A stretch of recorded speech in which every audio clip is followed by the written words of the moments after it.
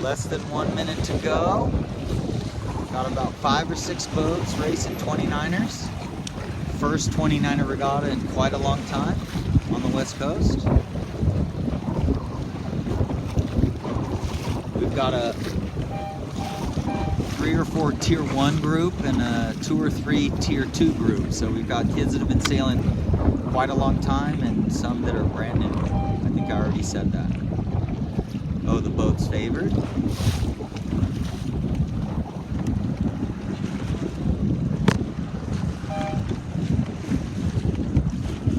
So that's Anton and Peter at the windward end, high and slow. That's Sammy and Alice punching it quick. Oh boy.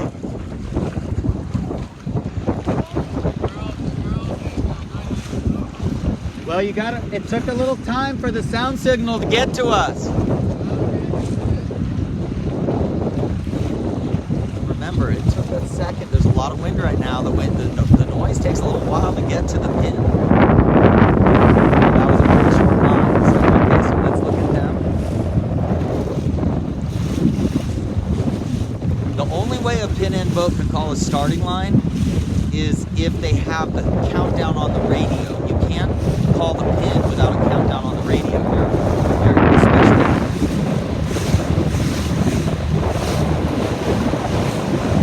Stella Jet, 6th time in the boat.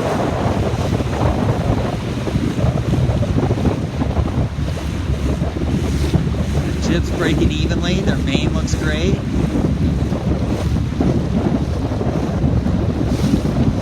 I mean, that looks damn good for 6th time in the boat. So what I would do, I like the Traveler the way it is.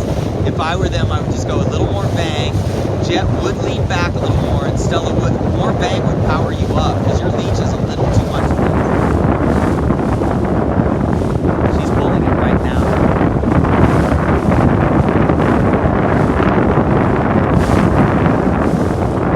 Yeah, this is too much twist. The main's too full, so they got drag.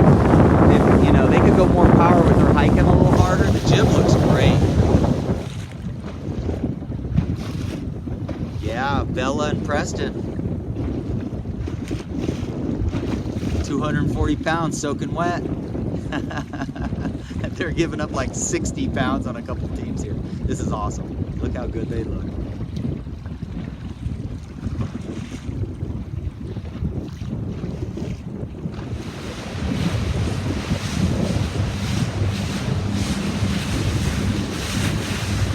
This looks really good. The bang's a little looser. The jib is luffing at the top. You want the jib pretty loose, but I think the jib looks great. You don't want to over trim the jib. It sucks in the spinnaker a little. This looks really good. And downwind, when you're good at crewing, you're calling the puffs too. So when you're not really focused on the crewing yet, you haven't figured it out, you got to let the skipper look for wind. And look at angles.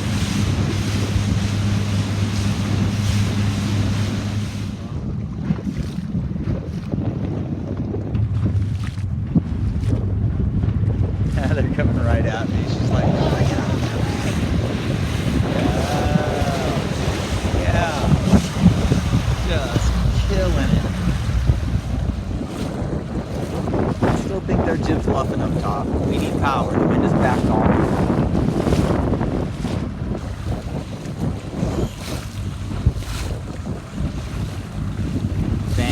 Right now it's light.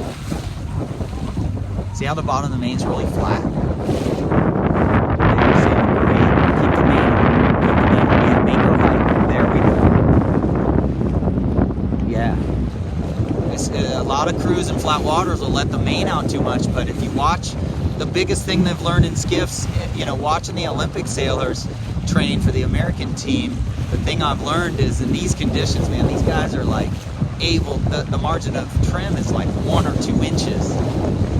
Easing the main 1 inch lets the leech out so much that really being able to walk more of a tightrope now. As you get better and better, you're trying to ease as little as necessary. Nice set. Now it's overall lighter than it was the first run. These guys have the boom in, bang, really loose technique. She's got a little more bang on and a little less main sheet. So I've seen both work. It's lighter, so I like her setup better. And then Alice leaning not back too much now. Only leaning back and pulling the stern in the water when we feel like we're overpowered. Like right now, Alice could be unweighting herself forward, not, yeah, there she goes. Not pulling the bow up in the air when it gets lighter. You want the bow to enter the water a little as it gets lighter. That takes away lee helm.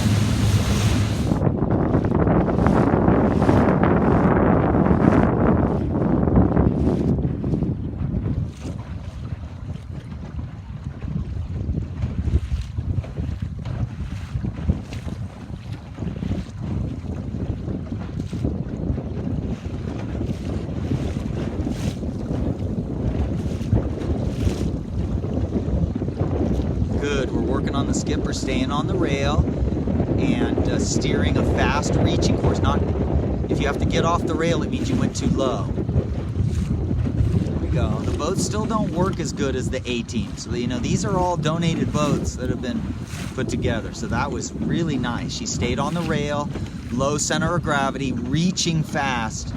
If you end up having to get off the rail as a skipper, it means you've turned too far on this thing. Wow, these guys really hammered on it. She could have let the main out a little sooner. Good, now they need to get down. She just needs to tug the tiller a little. Yep, there you go, that's plenty good. Like I said, second day in the boat together. 6th day in the boat. And she's the new owner of that boat.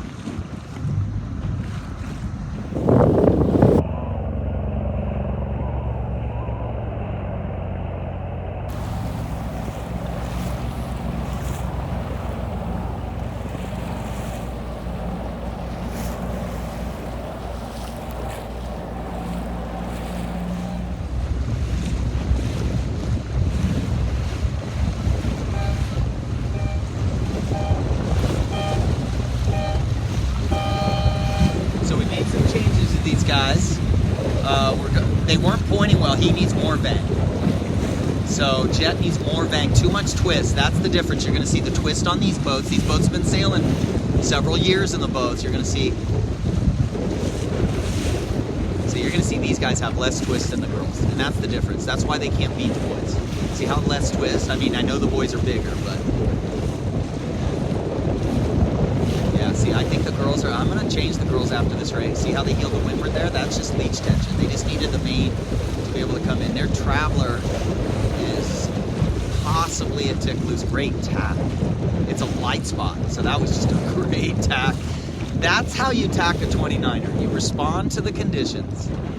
And you see, these guys have a lot of twist. You respond to the conditions, and if it's lighter, you do a lighter air tack. If it's windy, you do a windier air tack. If it's medium wind, you do a medium air tack. Yeah, you're going to see these are the guys that will keep the leech more closed. Burp, burp, trim. Yeah, burp, burp, trim. It's just as they get a puff and heel a little, they just burp in this flat water. Now it's lighter wind, so we're hanging much closer now. Don't get discouraged when it gets windy and these guys leave you.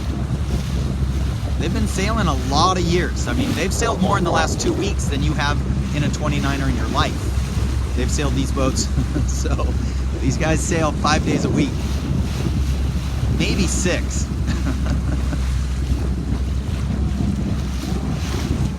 You guys look great over there. Now the other hard part is we're getting puffs and lulls now, and the weird part about these boats is in light spots you don't bear away, you gain height in light spots. That's opposite of, I mean, to a high degree you do. It's not opposite of other boats, but these boats you gain height in light spots because it's less drag. If you foot off in the light spot, you stall your sails, and it takes a while to learn. This is a race. Look at this.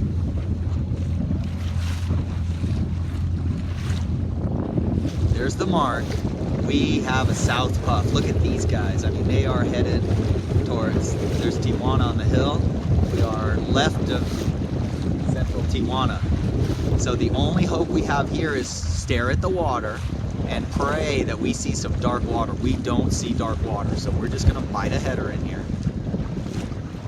And hopefully the wind oscillates a little here. Doubt it. Now Preston should move forward. See, the stern drags when we get to this lighter wind, 6 knots, but there's a big puff. But this is a much better race, guys. You're in this race. Yeah, Jed's Traveler needs, I loosened their Traveler and I think I went a little too much. You don't remember to tell him. We're going downwind and everybody's on starboard pointed really straight across the bay. So this is a big shift from the south. I think their vang's a little too tight. So downwind, you have to release the vang, because if your vang is too tight, the bottom of the main's flatter. And what that causes is if you lose, you know, in the light spots, you have to go higher than a boat with a loose vang to regain apparent wind. So the tight vang makes it so you have to steer more distance downwind. So remember, you got to get the boom parallel to the boat. I think both of you guys have the boom angled down. The boom has to be angled up in the air like 449. See how high their boom is? Your boom should be angled up. Samantha's a little tighter. That's how you tell how much vang people have on. How high is their boom? Okay, let's see what's going on here. We are having a jiving duel over here.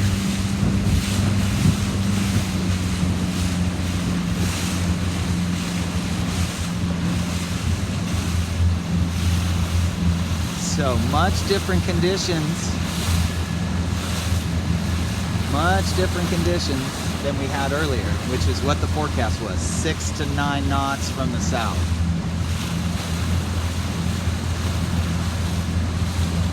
Okay, boom is high, jib is loose, a lot of twist, spinnaker's loose, and they're in clear air.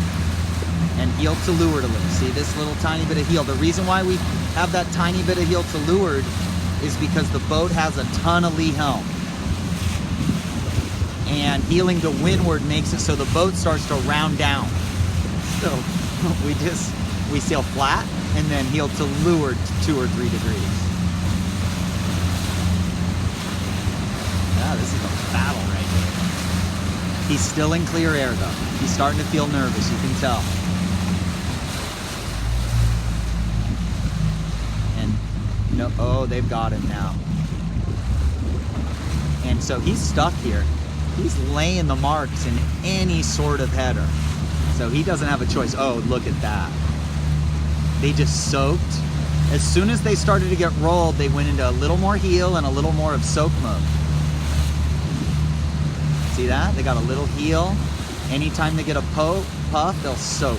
Now he's in bad air right now. This is not slow death, but he's close to slow death. If he was 2 boat lengths closer, he would be in slow death. Slow death is where, obviously, you just die slowly. He is in a little bad air. And he's in Mickey Mouse, so he's up on his toes now. See how he's on, the skipper's gotten up on his toes? Because they're having to work harder to survive in this bad air. Yep.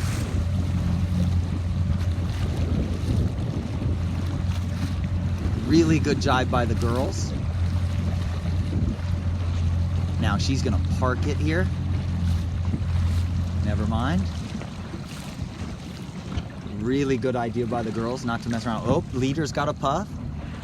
And he looks lefty, so I think the 9 Heist boys are good here. They're just gonna round this end. This end's further upwind, I think. This is a long video.